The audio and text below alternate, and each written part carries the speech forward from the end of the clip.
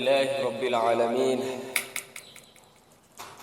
نحمده سبحانه وتعالى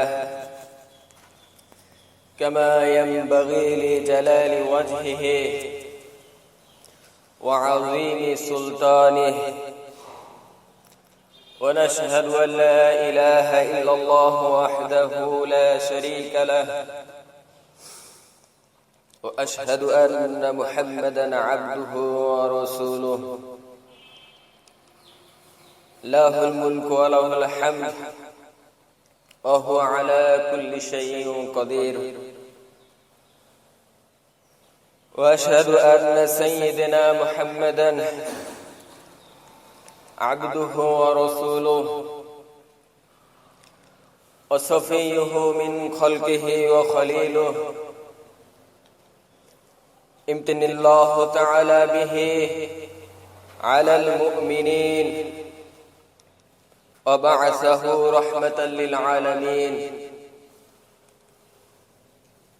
اللهم صل على سيدنا وسلم وبارك على محمد وعلى آله وأصحابه أجمعين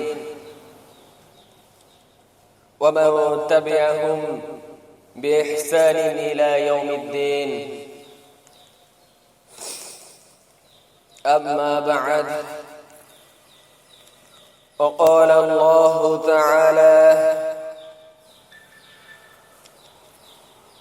إنا أرسلناه في ليلة القدر وما أدراك ما ليلة القدر ليلة القدر خير من 1000 شهر تنزل الملائكة والروح فيها بإذن ربهم من كل أمر سلام هي حتى مطلع الفجر وقال رسول الله صلى الله عليه وسلم من قام ليلة القدر إيمانا واحتسابا غفر له ما تقدم من ذنبه الحمد لله সকল প্রশংসা আল্লাহর জন্য যিনি দীর্ঘ এক সপ্তাহ পরে এই রমাদান মাসের অত্যন্ত বরকত এবং বরকতময় রজনী আসার যে একটা সময়, যে সময়গুলোতে রাসূলুল্লাহ সাল্লাল্লাহু আলাইহি ওয়াসাল্লাম বেশি বেশি ইবাদত করার কথা বলেছেন, সেই সময়ে আমরা একত্রিত হয়ে জুমার সালাত আদায় করতে পারছি। এই জন্য সকলে বলি আলহামদুলিল্লাহ।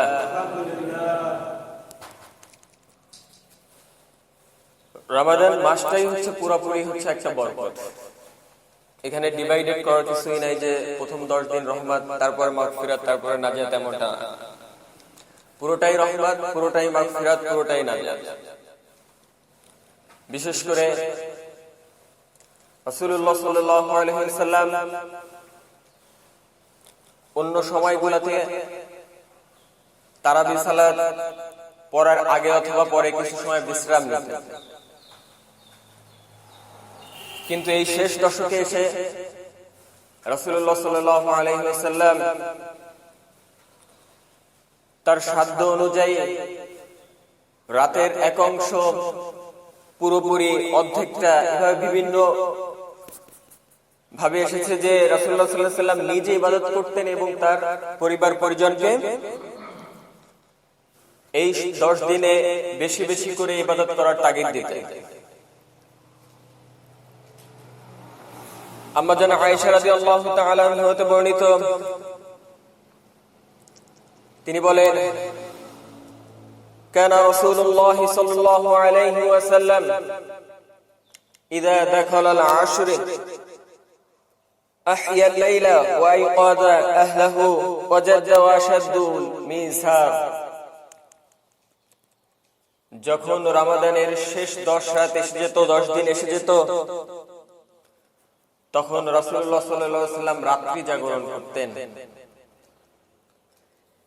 এবং তিনি কি করতেন? অত্যন্ত উদ্দীপনার সাথে একনিষ্ঠভাবে আল্লাহর ভয়ে দাঁড়িয়ে যেতেন এবং ইবাদত করতেন। দুনিয়াবি কাজকর্ম থেকে বিরত থাকতেন, বিশেষ করে এই কয়দিন, এবং তার পরিবার পরিজনকে জাগিয়ে তুলতেন। আমরা সকলেই জানি রমাদানের এই শেষ 10 দিনে যে কোনো একটা রাত কদরের রাত, এবং আল্লাহ এ সম্পর্কে কোরআনে বলেছেন, লাইলাতুল কদরি খায়রুম মিন আলফি শাহর। এটা হচ্ছে 1000 মাস অপেক্ষা উত্তম। মানে এটা প্রায় আপনার ধরতে গেলে 84 বছর প্রায়। সুবহানাল্লাহি ওয়া বিহামদিহি সুবহানাল্লাহিল আযীম। চিন্তা করতে পারেন আমরা উম্মতে মুহাম্মাদি আমাদের জন্য কত বড় একটা নিয়ামত। আমরা এমন একটা রাত পাচ্ছি যে রাত এক রাত ইবাদত করলে আপনি 84 বছর ইবাদত করার সওয়াব পাচ্ছেন। সুবহানাল্লাহ। এটা কি অন্য কোন নবীর আমলে ছিল? ছিল না। আমাদের রাসূলও কিন্তু এতবার পায়নি আমরা যতবার পাচ্ছি। আমাদের জন্য কি এটা কিন্তু একটা সুযোগ। আমরা জন্মের থেকে রমাদান পাই, জন্মের থেকে এই রাতগুলো আমাদের সামনে আসতেছে, কিন্তু আমরা হয়তো বা ধরতে পারতেছি না। এটা এত বড় নিয়ামত এবং বরকত। রাসূলুল্লাহ সাল্লাল্লাহু আলাইহি ওয়াসাল্লাম শেষের 10 দিনের ভিতরে 23, 25 এবং 27 এই 3 দিন জামাতে কিয়ামুল লাইল বা তারাবির নামাজ আদায় করেছেন। প্রথম দিন এমন ছিল যে রাতের এক অংশ, দ্বিতীয় দিন এমন ছিল যে রাতের অর্ধেকটা, এবং তৃতীয় দিন এমন অবস্থা হয়েছে সাহাবীরা চিন্তা করতেছেন সম্ভবত আমরা মনে হয় সেহরি খাইতে পারবো না। সাহরি সময় হয়ে যাচ্ছে, সালাত শেষ হয় না। রাসূলুল্লাহ সাল্লাল্লাহু আলাইহি ওয়াসাল্লামের সালাতের কোয়ালিটি ছিল অন্যরকম। আমরা এখনকার সমাজে অনেকে কোয়ান্টিটি নিয়ে চিন্তা করি, কিন্তু কোয়ালিটি নিয়ে একদমই চিন্তা করি না। দুর্ভোগ আমাদের জন্য এত বেশি, আমরা যারা হাফেজ আছি, সালাত আদায় করি এত দ্রুত, যেখানে আল্লাহ পবিত্র কোরআনে বলেছেন সূরা মুজাম্মিলে, ওয়ারাতিলিল কুরআনা তারতিলা, তোমরা কোরআনকে সহি শুদ্ধভাবে তারতিলের সাথে তেলাওয়াত করো। তারতিলটা আসলে কি জিনিস? তারতিল কি শুধু সহি শুদ্ধ না, তারতিল হচ্ছে আপনি ধীর স্থির ভাবে, বিশেষ করে সালাতে কখনো অস্থিরতা কাজ করা যাবে না। আমাদের সবথেকে অস্থিরতা সালাতের মধ্যে, এত বেশি অস্থির আমরা, মনে হচ্ছে যে খাঁচার ভিতর যেমন পাখি আটকায় রাখা হয়, আমরা সালাতে আসলে এত বেশি অস্থির হয়ে পড়ি, এত বেশি ব্যস্ত হয়ে পড়ি যে রুকু সিজদাটা ঠিক মতন করতে পারি না। কিন্তু আল্লাহ তাআলা বলছেন ওয়াসজুদু ওয়াক্তারিব, বান্দা যদি আমার নিকটে আসতে চায় সে যেন সিজদা করে। আর আমাদের সিজদা এখন হয়ে গেছে ডিজিটালের থেকেও খারাপ অবস্থা। সিজদায় যে কি পড়ি আমরা নিজেরাও জানি না। যেখানে সিজদায় যে এই রমাদান মাস ছাড়াও অন্য সময় রাসূলুল্লাহ সাল্লাল্লাহু আলাইহি ওয়াসাল্লাম সিজদা এবং রুকুতে দেরি করতেন, সময় নিতেন। বিশেষ করে রমাদান মাসের এই 10 দিনে সিজদায় তিনি এত দেরি করতেন, এমন সময় সাহাবীরা চিন্তা করতেন হয়তো রাসূলুল্লাহ সাল্লাল্লাহু আলাইহি ওয়াসাল্লাম ভুলেই গেছেন যে সালাতের ভিতর আছে। আমাদের সমাজে যদি এমন ভাবে চালু থাকতো, প্রতিটা সালাতের পরে আমাদের একটা রীতি হয়ে গেছে সালাত ফেরার পরে মোনাজাত ধরা, মুসল্লিরাও চিন্তা করে মোনাজাত মনে হয় একটা নামাজের অংশ হয়ে গেছে।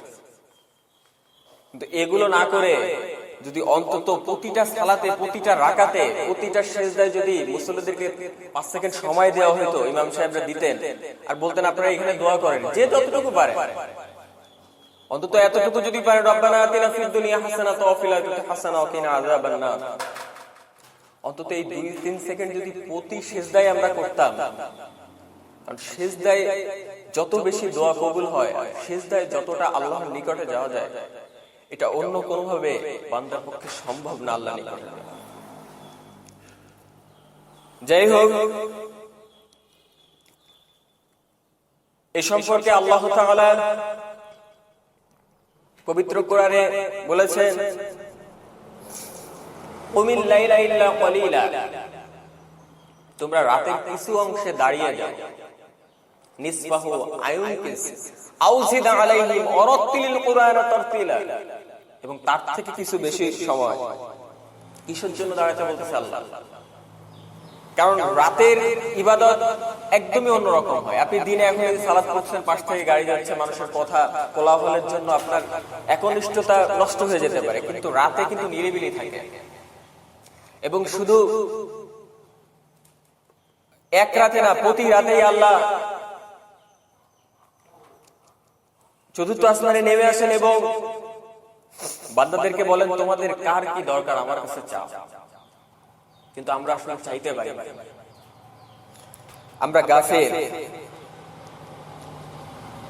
রাসূলুল্লাহ সাল্লাল্লাহু আলাইহি ওয়াসাল্লাম বললেন যে মান কামা লাইলাতুল কদরি ঈমানা, যে ব্যক্তি ঈমানের সাথে সওয়াবের আশায় এই লাইলাতুল কদরে কি করলো?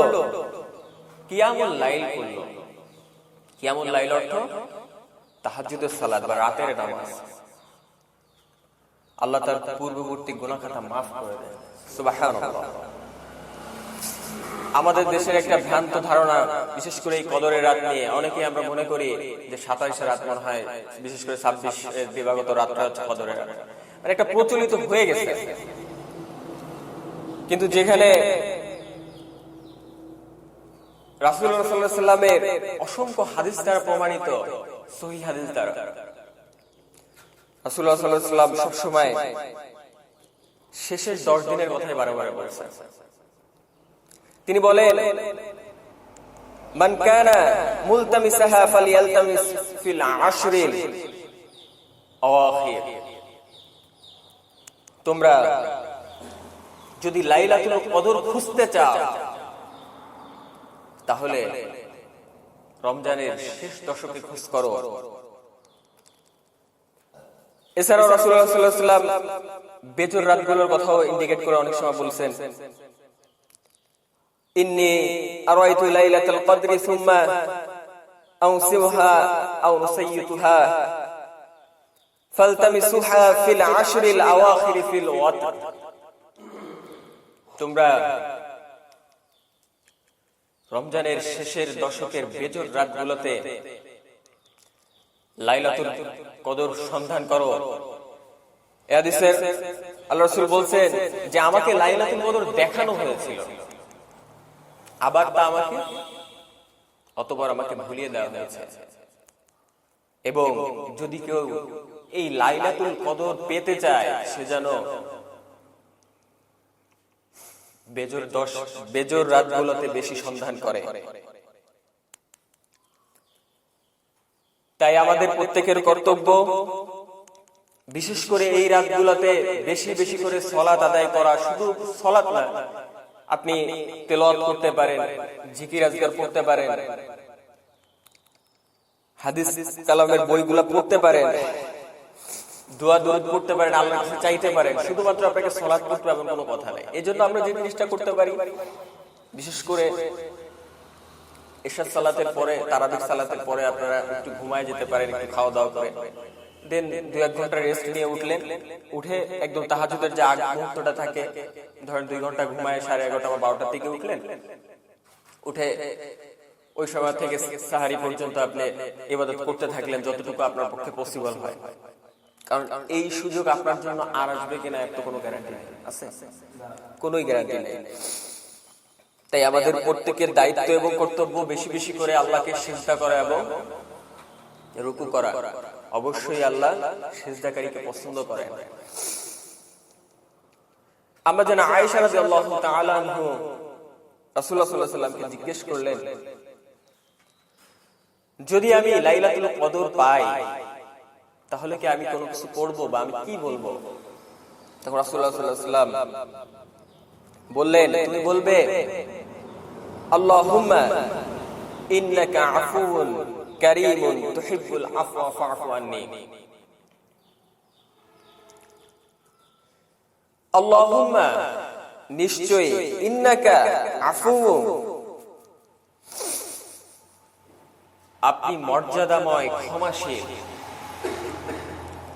কারীমুন তুহিব্বু, ক্ষমা করতে ভালোবাসেন, আফওয়া ফা'ফু আন্নী, আপনি আমাকে ক্ষমা করুন। আমরা বিশেষ করে এই দোয়াটা এই 10 দিন রাতের সালাতে সিজদার পরে, বিশেষ করে সিজদায় থাকা অবস্থায় বসে বসেও বারবার তেলাওয়াত করতে পারি।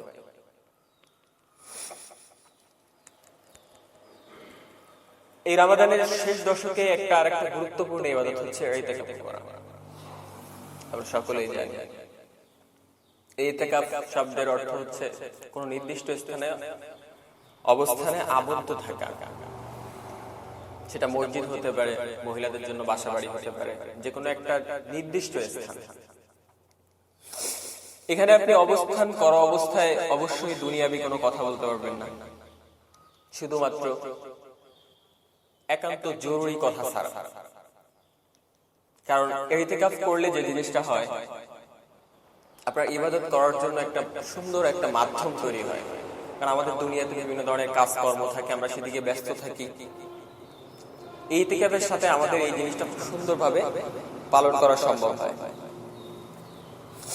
আমরা জানি আয়েশা রাদিয়াল্লাহু তাআলা আনহা হতে বর্ণিত, তিনি বলেন, রাসূলুল্লাহ সাল্লাল্লাহু আলাইহি ওয়াসাল্লাম বলেন, ইন্নান নবী সাল্লাল্লাহু আলাইহি ওয়াসাল্লাম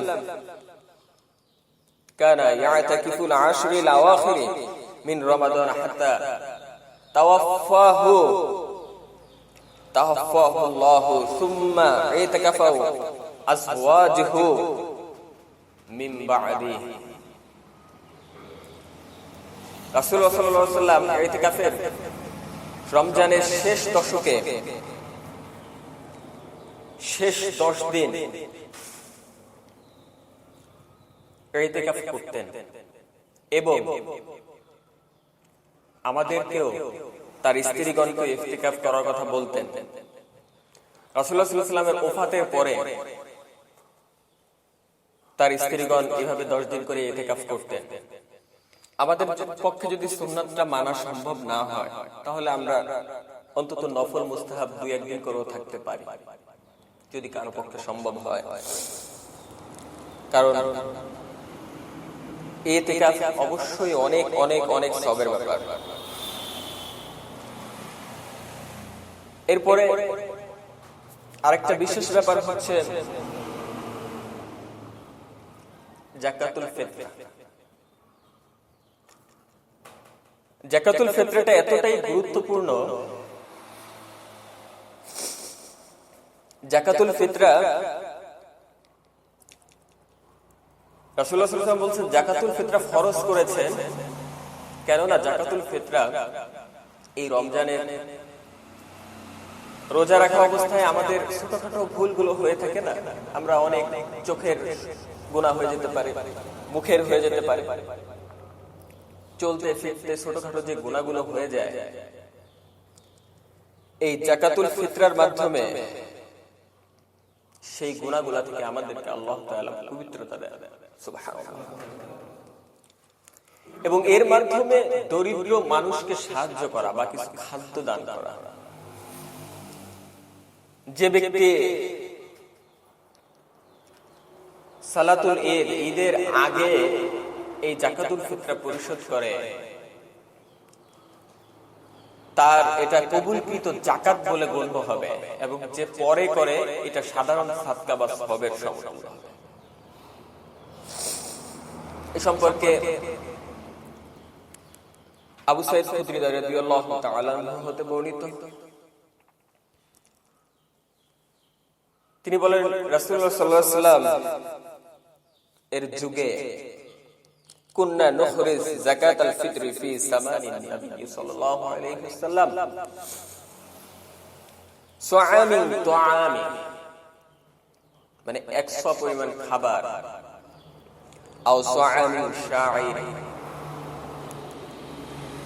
জব 100 জব, মিন শাঈরে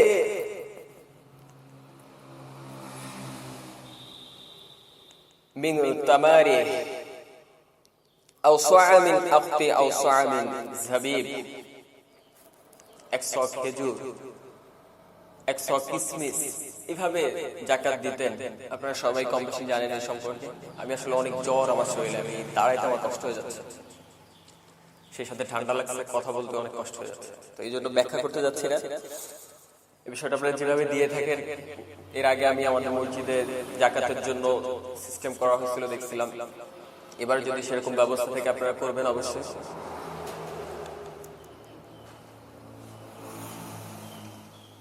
কারণ যাকাতুল ফিতরা আমাদের জন্য আসলে অনেক গুরুত্বপূর্ণ একটা ব্যাপার।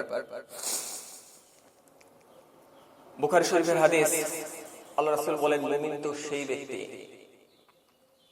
যে সব সময় চিন্তা করে আমার মাথার উপরে একটা বড় পাহাড়, পাহাড়ের মতন সমতুল্য আমার গুনাহগুলো, যেগুলো আমার মাথার উপরে চাপানো আছে, যেগুলো একমাত্র আল্লাহ তাআলা ক্ষমা করা ছাড়া সম্ভব না। আর যে ব্যক্তি মুমিন না, সে চিন্তা করে হাঁটতে বসতে চলতে আমার নাকের ডগার উপরে যদি কোনো মাছি এসে পড়ে, মাছিটাকে আমি যদি টোক্কা মারি যেভাবে উড়ে যায়, গুনাহগুলো আমার জন্য শেষ। মুমিন তো ওই ব্যক্তি যে ব্যক্তি কোনো খারাপ কাজ করার পরে তার কাছে মনে হয় আমি খারাপ কাজ করে ফেলেছি, অনুতপ্ত হতে পারে, সে তওবা করে, সে বারে বারে তওবা করে। একটা খারাপ কাজ করার পরে আপনার ভিতর যদি একটা অনুভূতি আসে যে না, হ্যাঁ আমার দ্বারা এই খারাপ কাজটা হয়ে গেছে, আল্লাহ আমার ভুল হয়ে গেছে, শয়তানের ওয়াসওয়াসা করে আমি করে ফেলছি। আর যদি একটা খারাপ কাজ করার পরে আপনার মনে হয় যে না এটা স্বাভাবিক একটা কাজ, সমস্যা নেই, তাহলে বুঝতে হবে আপনার ভিতরে সেই ঈমানের কোনো কিছুই নাই। আমরা অনেকে অনেক সময় বলে থাকি সালাত পড়ি না, রোজা রাখি না, তাতে কি আমার ঈমান ঠিক আছে? আপনার ঈমান কিভাবে ঠিক থাকবে যেখানে সালাতের কথা, ইসলামের দ্বিতীয় স্তম্ভ হচ্ছে সালাত। আল্লাহ রাসূল বারে বারে সালাতের কথা বলছেন, ইন্নাস সালাতা তানহা আনিল ফাহশাই ওয়াল মুনকার, নিশ্চয়ই সালাত অশ্লীল এবং ফাহিশা কাজ। শুধু অশ্লীল ফাহিশা কাজ বলতে শুধু তাই না, আপনি যদি সালাত পড়েন আপনার দ্বারা অনেক খারাপ কাজ হবে না। আপনি যদি রাসূলের সুন্নাহ দেখতে আঁকড়ে ধরেন, শুধু দাড়ি রাখেন, এই দাড়ি রাখার মাধ্যমে আপনার অনেক খারাপ কাজ হবে না। হতে গেলেই আপনাকে মনে হবে যে এটা আমার দ্বারা ঠিক হচ্ছে না। আপনি কাউকে কষ্ট দিতে গেলে মনে হবে যে না আমার দ্বারা মানুষকে কষ্ট দেওয়া ঠিক না, মানুষের হক নষ্ট করা ঠিক না। আমরা অনেকেই অনেক ধরনের ইবাদত করি আর চিন্তা করি যে হয়তো আল্লাহ আমাকে জান্নাত দিবে না কেন, কিন্তু আল্লাহ সূরা আলে ইমরানের 31 নম্বর আয়াতে বলছেন, বান্দা আমি তোমাকে তখনই ভালোবাসবো যখন তুমি আমার রাসূলকে পরিপূর্ণ অনুসরণ করবে, আংশিক না। আপনি যদি 99% অনুসরণ করেন আর 1% অনুসরণ না করেন, আল্লাহ আপনাকে ভালোবাসবেন না। সূরা আহজাবের 21 নম্বর আয়াত, লাকাদ কানা রাসূলুল্লাহি উসওয়াতুন হাসানাহ, অবশ্যই তোমাদের জন্য রাসূল হচ্ছে একটা উত্তম আদর্শ। উসওয়াতুন শব্দের অর্থ এই যে আদর্শ, এই আদর্শ কি শুধু আপনার বাড়ির ভিতরে, শুধু মসজিদে? কখনোই না। এই আদর্শ আপনার জন্য ঘর থেকে শুরু করে আপনার রাষ্ট্র পর্যন্ত আপনি ব্যবসা করলে ব্যবসায়ের ক্ষেত্রে আপনি যেই অবস্থাতে আছেন সেই অবস্থাতে সে হচ্ছে আপনার আদর্শ। অবশ্যই তাকে আপনাকে পরিপূর্ণ মানতে হবে। কখনো কারো প্রতি জুলুম করা যাবে না। কারো হক যদি আপনার কাছে থেকে থাকে, সে পিতা মাতা হোক, ভাই বোন হোক, আত্মীয় স্বজন, পাড়া প্রতিবেশী, আপনার পরিচিত যেই হোক না কেন, প্রত্যেকের হককে আপনাকে পুরো পরিপূর্ণভাবে দিতে হবে। এ সম্পর্কে রাসূলুল্লাহ সাল্লাল্লাহু আলাইহি ওয়াসাল্লাম বুখারী শরীফে একটা হাদিস বর্ণনা করেছেন, যদি আপনার জিম্মায় কারো জুলুম জনিত হক বা কাউকে আপনি কষ্ট দিয়েছেন, কারো সম্মান নিয়ে কারো সম্মান নষ্ট করে ফেলেছেন, কাউকে মনের অজান্তে জেনে কষ্ট দিয়েছেন, এরকমও যদি কোনো হক থাকে, আপনি সেই দিন আসার পূর্বে, সেই দিন কোন দিন? কিয়ামত আসার পূর্বে আল্লাহর কাছে ক্ষমা চেয়ে নিন এবং তা থেকে বিমুক্ত হন। আমাদের দেশে তাওবার একটা ভুল ডিসিশন আছে, আমরা শুধু আস্তাগফিরুল্লাহ আস্তাগফিরুল্লাহ তওবা করি। তওবার নিয়ম আসলে এটা না। সূরা জুমারের 53 নম্বর আয়াতটা দেখেন আপনি, আল্লাহ কি বলতেছেন? আল্লাহ বলতেছেন, قل يا عبادي الذي أسرفوا على أنفسهم, হে আমার বান্দাগণ, আল্লাযী আসরাফু, আসরাফু শব্দের অর্থ হচ্ছে জুলুম করা, বাড়াবাড়ি করা, অতিরিক্ত কোনো কিছু করা। যে তোমরা আলা আনফুসিহিম, যারা নিজেদের উপরে অতিরিক্ত জুলুম করেছো, বাড়াবাড়ি করেছো, লা তাকনাতু মির রাহমাতিল্লাহ, তোমরা আল্লাহর রহমত থেকে নিরাশ হও না। ইন্নাল্লাহা ইয়াগফিরুয যুনুবা জামিআ ইন্নাহু হুয়াল গফুরুর রহিম। তুমি যতই জুলুম করো না কেন অন্তরে, আল্লাহ তোমাকে ক্ষমা করে দিবেন। আল্লাহ অবশ্যই ক্ষমাশীল। আমরা এই আয়াতের অর্থ শুনে মনে করি যে যতই ইচ্ছা পাপ করি আল্লাহ তো মাফ করে দিবেনই। এটা ভুল ধারণা। পরের আয়াতে দেখেন আল্লাহ কি বলতেছেন, ওয়ানিবু ইলা রাব্বিকুম ওয়া আসলিমু। আনিবু, নিবু শব্দের অর্থ হচ্ছে তোমরা ফিরে আসো, অভিমুখী হও আমার দিকে। ইলা রাব্বিকুম, কার দিকে? আল্লাহর দিকে। ও আসলিমু, সালাম শব্দ থেকে আসছে। মুসলমান শব্দের আবিধানিক অর্থ কি জানেন আপনারা? কেউ জানেন? মুসলমান শব্দের আবিধানিক অর্থ হচ্ছে আত্মসমর্পণ করা। আমরা কিন্তু মুসলমান, কিন্তু মুসলমান শব্দের আবিধানিক অর্থ অনেকে জানি না। কার কাছে আত্মসমর্পণ করবেন? একমাত্র আল্লাহর কাছে, অন্য কারো কাছে না। আল্লাহ বারে বারে বলছে তোমরা আমাকে অভিভাবক রূপে দেখো, কোন পীরকে না, কোন আউলিয়াকে না, অন্য কাউকে না। জীবনে তুমি যতই ভুল করে না থাকো, তোমাকে আমি মাফ করে দিব। কেন মাফ করবো? তারপরের আয়াতে আল্লাহ বলতেছে, ওয়ানিবু ইলা রাব্বিকুম, তোমরা তোমার রবের দিকে ফিরে আসো। ওয়া আসলিমু, এবং কি করো? আত্মসমর্পণ করো। কার কাছে? কেমন ভাবে আত্মসমর্পণ করবেন আপনি? শুধু সহি আকীদায় সালাত করে, যাকাত দিয়ে, শুধু এতটুকুই? বাইরের জীবনেও আপনাকে করতে হবে। শুধুমাত্র আপনি যদি চিন্তা করেন আমি সালাফি, শুধু সালাতটা আমি ঠিক মতন পড়লাম, বাইরের জগৎ যা হবে হোক, আমার দেখার দরকার নেই, কখনোই না।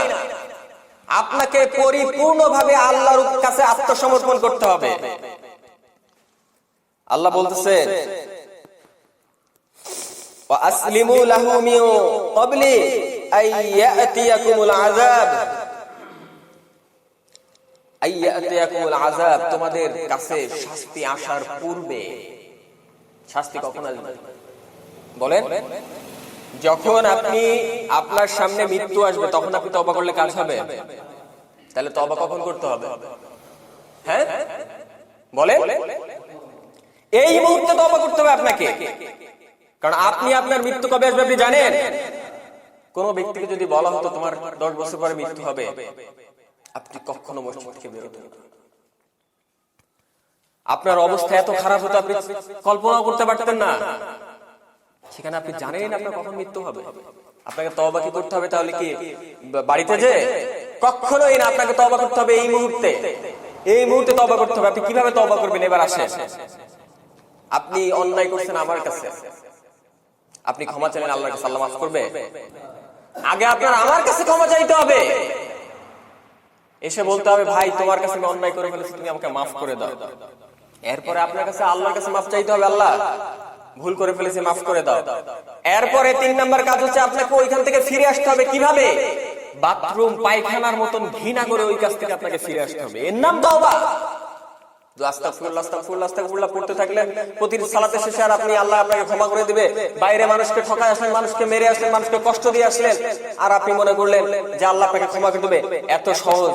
আপনি মনে করছেন যে শুধু নামাজ কালাম পড়লাম, পাগড়ি মাথায় দিলাম, জুব্বা পড়লাম, দাড়ি রাখলাম, আল্লাহ আমাকে জান্নাত দিবে না। দিবে কি আরেকজনকে? কখনোই না। কখনোই আপনাকে আল্লাহ জান্নাত দিবে না।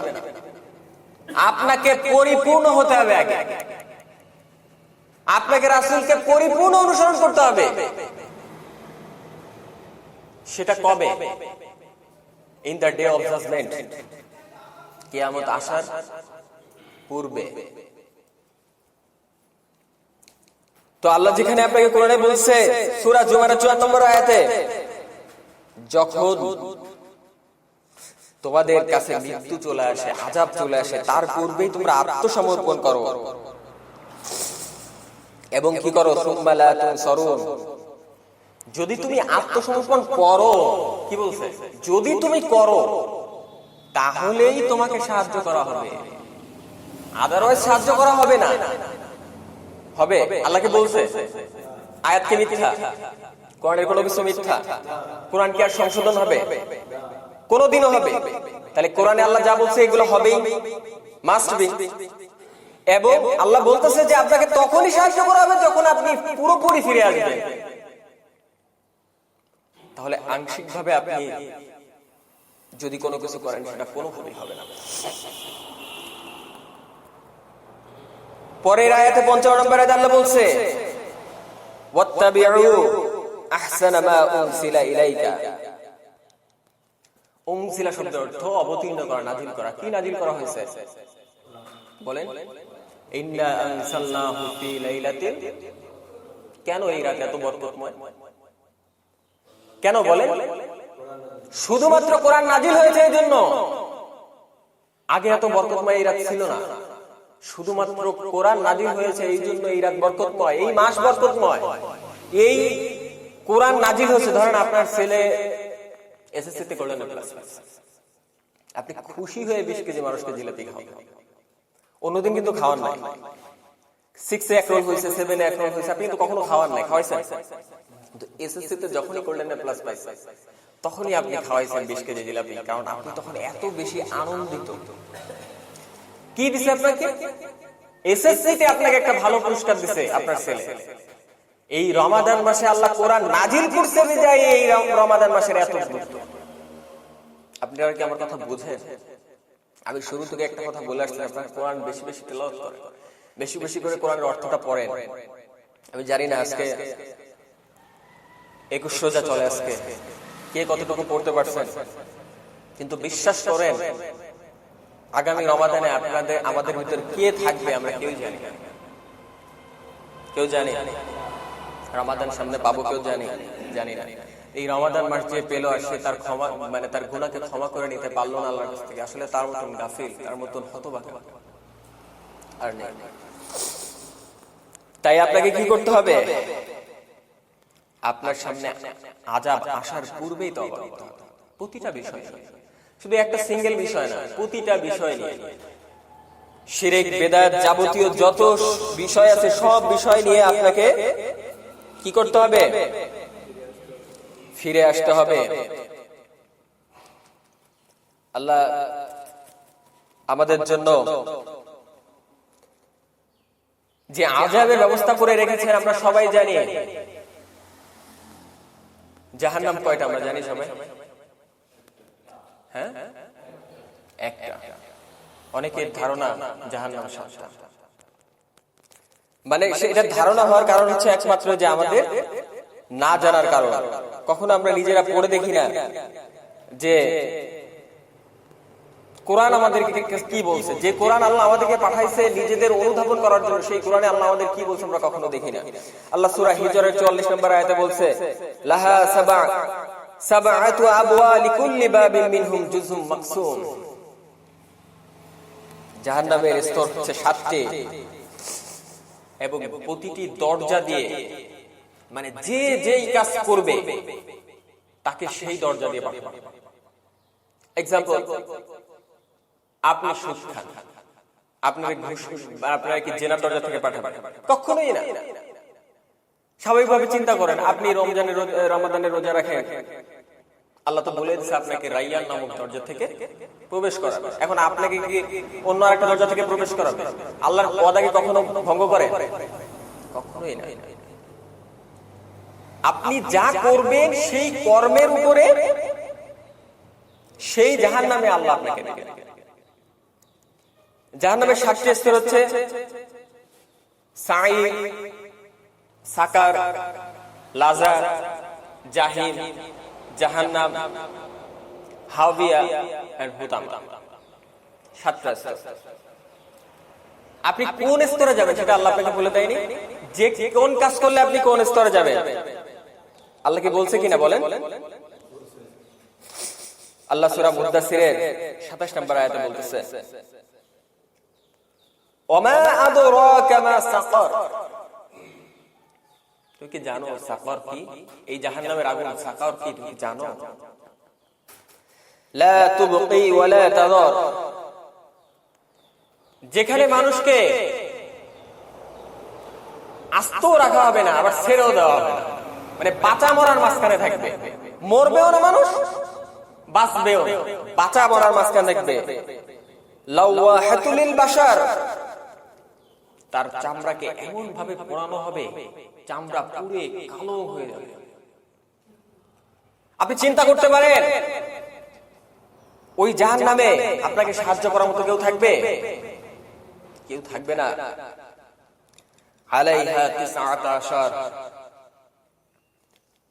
আল্লাহ বলতেছেন, এই জন্য আমি 19 জন ফেরেশতাকে নিযুক্ত করে রেখেছি তোমাদেরকে আযাব দেওয়ার জন্য। আপনি চিন্তা করেন সেদিনকার কত ভয়াবহ অবস্থা হবে। যেই জাহান্নাম এত বেশি ভয়াবহ, এই সাকারে যেখানে মানুষ বাঁচবেও না মরবেও না, কি অবস্থা হবে? আল্লাহ সূরা মুদ্দাসিরের 42 নম্বর আয়াত থেকে বলছেন যে 4 ব্যক্তি, 4 শ্রেণী মানুষ এই সাকারে যাবে। তার ভিতরে এক শ্রেণী হচ্ছে যাদেরকে জিজ্ঞাসা করা হবে, যারা জান্নাতে আছে এরা জিজ্ঞেস করবে তোমরা কেন সাকারে আসছো? তারা বলবে আমরা সালাত পড়তাম। আমরা কি করতাম না? আমরা সালাত পড়তাম না, সালাত আদায়কারীর সাথে ছিলাম না। এরপরে আমরা কি করতাম না? যাকাত দিতাম না, মিসকিনদের খাওয়াতাম না। 3 নম্বরে বলবে আমরা বেহুদা অনর্থক কথা বলতাম। 4 দোকানে বসলে তার কোনো কথাই নাই, কার দোষ আছে কোথায় সব খুঁজে বের করে বলতাম। অনর্থক কথা যেগুলো দরকারই নাই, বেহুদা কথা বলতাম। অনেক ব্যাখ্যা ইনশাআল্লাহ আল্লাহ হায়াতে বাঁচালে একসময় করবো, আমার খুবই কষ্ট হচ্ছে। 4 নম্বর হচ্ছে তারা কিয়ামত দিবসকে অস্বীকার করত। তাহলে আমরা কি বুঝতে পারলাম কোন 4 শ্রেণী মানুষ সাকারে যাবে? যারা সালাত পড়তো না, যাকাত দিত না, বেহুদা কথা বলতো এবং যারা কিয়ামত দিবসকে অস্বীকার করত।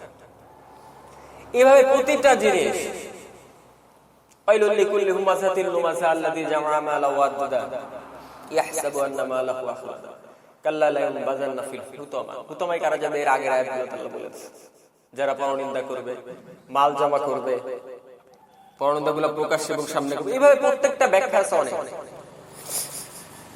তাই আমাদেরকে কি করতে হবে? পরিপূর্ণ হইতে হবে। আমাদের কি করতে হবে বলেন? পরিপূর্ণ হতে হবে, কমপ্লিটলি হতে হবে। আর Islam is a complete code of life. Islam একটা পরিপূর্ণ জীবন ব্যবস্থা, কোনো কিছু কিন্তু এতে কমতি নাই। আমরা মনে করতে পারি মনে হয় কোনো কিছু কমতি আছে, অনেকে মনে করে একটু বেশি ইবাদত করে, মানে অনেকে কিন্তু যারাই বেদাত গুলা করে আসলে তারা কিন্তু ভালো চিন্তাই করে, এটা কিন্তু বাস্তব কথা। তারা কিন্তু একবারও চিন্তা করে যে না আমি জাহান্নামে যাবো, কেউ চিন্তা করে না। কোনো হিন্দু, কোনো খ্রিস্টান, কোনো বৌদ্ধ কেউ কিন্তু বলবে না যে আমি নরকে যাবো, বলবে কখনো? বলবে না। সবাই কিন্তু স্বর্গে বা জান্নাতে যেতে চায়, কিন্তু তাদের মাধ্যমটা ঠিক নেই, তাদের ভুল ধারণা। তারা মনে করে আমরা যদি একটু বেশি করি সমস্যা কোথায়? কথা বুঝেন না? রাসূল একটু বেশি মহব্বত করি, কিন্তু সাহাবীদের থেকে কিন্তু আমরা মহব্বত করতে পারবো? সাহাবীরা যে মহব্বত করছে আমরা কি করতে পারবো? কখনোই সম্ভব বলেন? একজন সাহাবী যা করছে আমার মনে হয় না যে পৃথিবীর সারা মানুষটা পারে। আমার মনে হয় না। সাহাবীরা যা করছেন আমরা সকলে কম বেশি জানি। তাই আমাদেরকে কি করতে হবে? পরিপূর্ণ হতে হবে। কি করতে হবে বলেন? আমাদের একটা শিক্ষা নিতে হবে। কোরআন শুনতে গেলে 5টা জিনিস শিক্ষা নিতে হয়, তার ভিতর একটা হচ্ছে যেটা আপনি একটা জিনিস শিক্ষা নিয়ে ওই শিক্ষা নিয়ে আপনাকে বাড়ি যেতে হবে এবং ওইটার উপর আমল করতে হবে। আমার কথা কি বুঝতে পারছেন? প্রথমে কোরআনের শুধু তেলাওয়াত শুনতে হবে, তেলাওয়াত। দ্বিতীয়ত কোরআনের অর্থ, তৃতীয়ত শানে নজুল, চতুর্থত কোন প্রেক্ষাপটে, বর্তমান প্রেক্ষাপটে। আমি যদি 1500 বছর আগের ব্যাখ্যা করি হবে? বর্তমানের সাথে মিলবে বলেন? মিলবে না। এই যে বছর কয়েক আগে বিজ্ঞানীরা ব্ল্যাক হোল আবিষ্কার করছে। ব্ল্যাক হোলের কথা আল্লাহ বলছেন তারকাতুন নুজুম, কোরআন আল্লাহ বলে দিয়েছে যে অন্ধকার গুহা, এটা আবিষ্কার করছে কয়েক বছর আগে। আল্লাহ তো বলে গেছে ওই সময়। এখন ওই সময় যারা তাফসীর করছে তারা কিন্তু অন্ধকার গুহাই লিখছে, কিন্তু এখন যারা তাফসীর করবেন বা লিখবেন অবশ্যই যদি তারা ব্ল্যাক হোল না লেখে তাহলে কিন্তু বর্তমান প্রজন্ম বুঝবে না। আর কোরআন হচ্ছে বিজ্ঞানময়, সবসময় বর্তমান, সবসময় বর্তমান। তাই আপনাকে কোরআনকে ভালোভাবে অনুধাবন করতে হবে। আর এই অনুধাবন করার একটাই মাধ্যম, আপনি যতই বলেন না কেন আমি অমুক আলেমকে ভালোবাসি, সে যেটা বলে সেটাই শুনি, না। এই আমাদের সালাফের ভিতরে অনেক আলেমদের মধ্যে মত পার্থক্য আছে না? সারা বিশ্বে 3 জন আলেম আছে যাদের ভিতরে মত পার্থক্য 400-র উপরে। সৌদির একজন লেখক, নাম মনে আসতেছে না, উনি লিখছে যে 400-র উপরে মত পার্থক্য। আব্দুল্লাহ বিন বাজ, তারপরে আপনার নাসিরউদ্দিন আলবানী রাহমাতুল্লাহ আলাইহি, এরা যারা আছেন সবার তো মত পার্থক্য থাকবে। কারণ শোনা আমাদের ইসলাম, কোরআন এবং হাদিসের শোনা, খাঁটি শোনা, এর ভিতর পার্থক্য থাকবে। এজন্য কি করতে হবে? আপনাকে নিজেকে জানতে হবে, নিজে যাইতে হবে। কারণ আল্লাহ আপনাকে বলছে ইকরা, তুমি পড়ো। একবার আপনাকে সামিয়া বলেনি যে তুমি শোনো।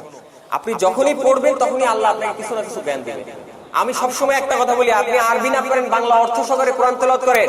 এই কোরআনকে কোরআন আপনি যদি একবার তেলাওয়াত করে সম্পূর্ণ শেষ করতে পারেন, আপনার সামনে এসে কেউ শিরক, বেদাত, কবর পূজা কোনো কিছু বলে পার পাইতে পারবে না। আপনি বুঝতে পারবেন কোনটা সঠিক পথ, কোনটা হকের পথ। আপনি আপনার জন্য যথেষ্ট, কোনো আলেম দরকার হবে না আপনার জন্য, আপনি সবকিছু যথেষ্ট। তারপরও আপনার ওস্তাদ অবশ্যই দরকার আছে। পীর মানে কি? পীরের অর্থ আছে 5টা, তার ভিতরে একটা হচ্ছে ওস্তাদ। আপনি যদি বলেন পীরের কাছে যাওয়া যাবে না, এটা ওই অর্থে বলা যাবে না। আপনি পূজা করার মানে পীরের যে সেবা করবেন, ওই যে আমাদের দেশে 48,000 পীরে যেটা করে, এটা করা যাবে না। কিন্তু আপনাকে একজন ওস্তাদ মানতে হবে। আপনারা যারা মাদ্রাসা পড়াশোনা করে, এরা কি একজন ওস্তাদের কাছে পড়াশোনা করে না? অবশ্যই সেখানে পড়াশোনা করবার শেখে।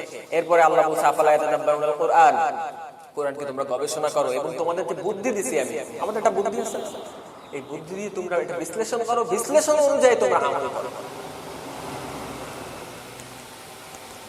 যাই হোক, আপনাদের প্রত্যেকের কাছে আমার অনুরোধ, আপনারা সবাই একটু চেষ্টা করবেন, নিজে না পারলে আপনার বাচ্চাটাকে দিয়ে অন্তত কোরআনের অর্থটা নিজে শোনেন। আল্লাহ আপনাকে কি বলছে? কোরআনে নাই এমন কোনো কিছু আছে বলেন? এমন কোনো কিছু আছে কোরআনে নাই? সবকিছুই আছে। রাসূলুল্লাহ সাল্লাল্লাহু আলাইহি ওয়াসাল্লাম সাহাবীদেরকে জিজ্ঞাসা করলো যে তোমরা বলো দেখি কিয়ামতের ময়দানে হত দরিদ্র দেউলিয়া কোন ব্যক্তি? তখন রাসূলুল্লাহ সাল্লাল্লাহু আলাইহি ওয়াসাল্লাম যখন সাহাবীদের কাছে জিজ্ঞাসা করলেন, সাহাবীরা বললেন, ইয়া রাসূলুল্লাহ, দেউলিয়া তো ওই ব্যক্তি যার সম্পদ নাই, যে গরীব। তখন রাসূলুল্লাহ সাল্লাল্লাহু আলাইহি ওয়াসাল্লাম বললেন, ইন্নাল মুফলিসা মিনান আমতি ইয়াউমাল কিয়ামাহ, আমার উম্মতের ভিতরে কিয়ামতের দিন ওই ব্যক্তি হতদরিদ্র যে ইয়াউমাল কিয়ামাতি বিসসালাতি ওয়া সিয়ামি ওয়া যাকাতি, যে সালাত, সিয়াম, যাকাত এই সব কিছু নিয়ে উপস্থিত হবে, কিন্তু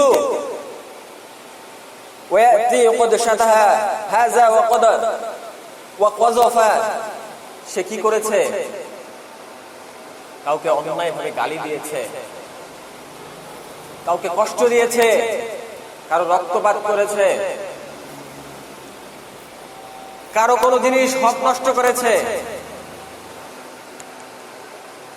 দেউলিয়া তো সেই ব্যক্তি, সেই দিন তার ওই আমল থেকে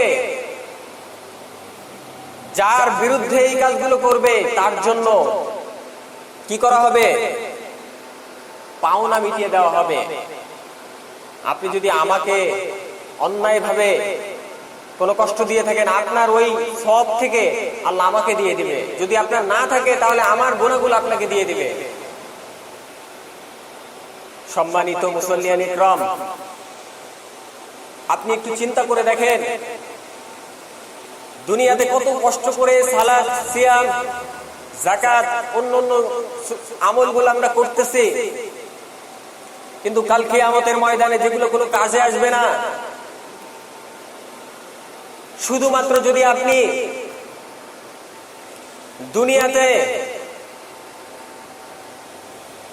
সূরা জুমারের 10 নম্বর আয়াতের ফলনা করেন, প্রত্যেক মুসলমান ভাই ভাই, এবং 11-12 নম্বর আয়াতে বলছে তোমরা কোনো ভাই সম্পর্কে, কারো সম্পর্কে আন্দাজে ধারণা করো না। এই ধারণা করা থেকে বিরত থাকেন এবং মানুষকে কষ্ট না দেন, তাহলে আল্লাহ আপনাকে পরিপূর্ণতা দিবে। আদারওয়াইজ আপনি যেটাই করবেন না কেন, আপনার ওই ভাই আপনার কাছ থেকে নিয়ে নিবে। আপনার দিতে হবে না, সেটা নিয়েই নেওয়া হবে অটোমেটিক। তাই আল্লাহ আমাদের সকলকে তৌফিক দিক, আমরা যাতে পরিপূর্ণ মুসলমান হইতে পারি, আংশিক না। আমরা কি হতে পারি জানি? পরিপূর্ণ। আমরা সকলে বলি আমিন। আল্লাহ আমাদেরকে তৌফিক দান করুন। সুবহানাল্লাহি আল্লাহুম্মা ওয়া বিহামদিহি ইন্নাল হামদালিল্লাহি নাহমাদুহু ওয়া নাস্তাঈনুহু ওয়া নাস্তাগফিরুহু ওয়া আশহাদু আন লা ইলাহা ইল্লাল্লাহু ওয়াহদাহু লা শারীকা লাহু ওয়া আন্না মুহাম্মাদান আবদুহু ওয়া রাসূলুহু। أما بعد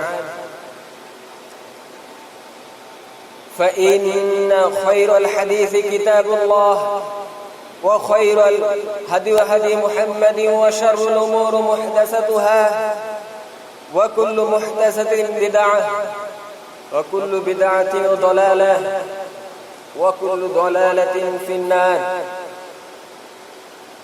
قال الله تعالى إن الله وملائكته يصلون على النبي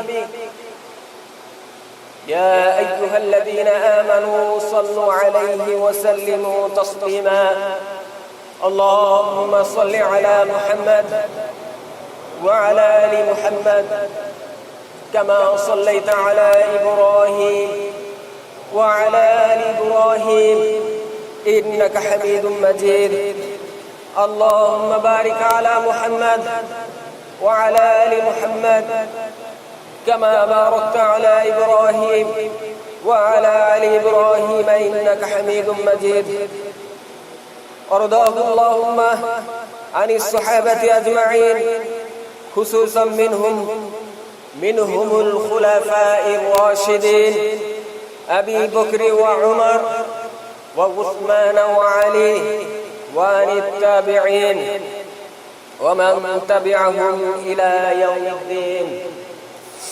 ربنا آتنا في الدنيا حسنة وفي الآخرة حسنة وقنا عذاب النار. ربنا ظلمنا أنفسنا وإن لم تغفر لنا وترحمنا لنكونن من الخاسرين. رب ارحمهما كما ربياني صغيرا. ربنا افرغ لي، ربنا اغفر لي ولوالدي وللمؤمنين يوم يقوم الحساب. اللهم إنك عفو تحب العفو فاعف عني. اللهم يحاسبني حسابا يسيرا. اللهم يحاسبني حسابا يسيرا. اللهم أجينا من النار. اللهم أجينا من النار. ربنا لا تزغ قلوبنا بعد إذ هديتنا وهب لنا من لدنك رحمة إنك أنت الوهاب. ربنا ولا تحملنا ما لا طاقة لنا به واعف عنا واغفر لنا وارحمنا أنت مولانا فانصرنا على القوم الكافرين. إن الله يأمر بالعدل والإحسان وإيتاء ذي القربى وينهى عن الفحشاء والمنكر والبغي يعظكم لعلكم تذكرون. بارك الله لنا ولكم في القرآن العظيم ونفعني وإياكم بما فيه من الآيات والذكر الحكيم. أقول قولي هذا واستغفروه لي ولكم ولسائر المسلمين من كل ذنب فاستغفروه واتوبوا إليه إنه هو التواب الرحيم. السلام عليكم.